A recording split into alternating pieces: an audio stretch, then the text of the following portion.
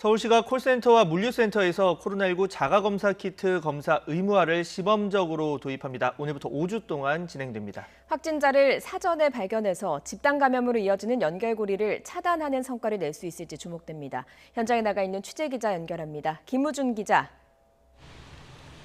네, 서울시 성동구에 있는 한 콜센터 앞에 나와 있습니다. 네, 오늘부터 시작된 자가검사 키트 시범 사업, 구체적으로 어떻게 진행되는 겁니까? 네, 제가 나와 있는 이곳 콜센터는 서울시에서 주관하고 있는 시범사업 대상자입니다.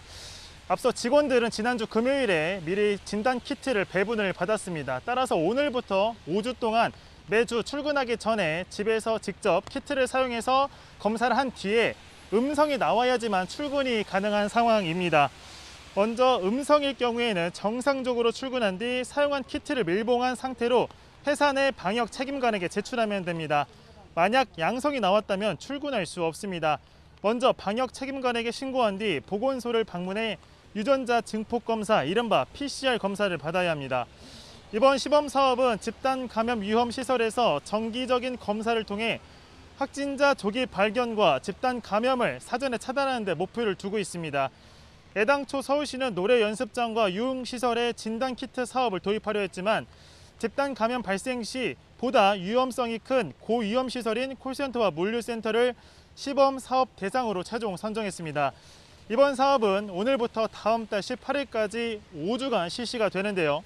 시행 전에 먼저 희망 사업장을 신청받았고 서울시 내 콜센터 517개소 가운데 291개소, 직원 23,500여 명이 참여하기로 했습니다. 네, 물류센터도 시범 사업 대상이라고요. 네, 그렇습니다. 물류센터도 시범사업 대상입니다. 서울 복합 물류센터 18개 센터 직원 6,200여 명이 사업에 참여하게 됩니다.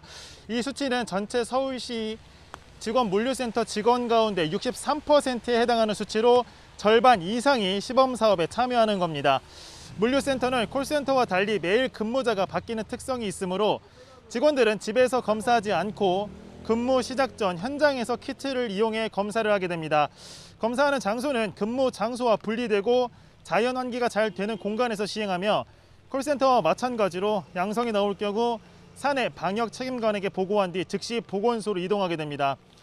서울시는 자가 진단 키트 시범 도입은 어디까지나 보조적인 수단이며 방역 수칙 완화를 위한 선행 작업은 아니라고 선을 그었습니다. 사업에 참여하는 콜센터와 물류센터는 자가검사 키트 도입과 상관없이 기존 방역 수칙은 그대로 준수해야 합니다. 서울시는 자가 진단 키트의 다양한 활용 가능성을 검토하고 있는데요. 여러 학생이 함께 숙식하며 생활하는 기숙학교 도입도 함께 고려하고 있다고 설명했습니다. 지금까지 서울시 성동구에 있는 한 콜센터 앞에서 YTN 김우준입니다.